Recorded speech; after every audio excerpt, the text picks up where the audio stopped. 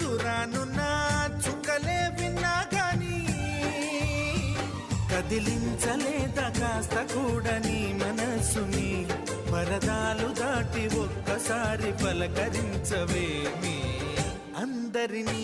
ఇలా వెంటపడి అడగాల సరదాగా నువ్వే ఎదురైతే సరిపోదా నిద్రపోతున్న రాత్రి నడిగా గుడికి చేరిన గువ్వల నడిగా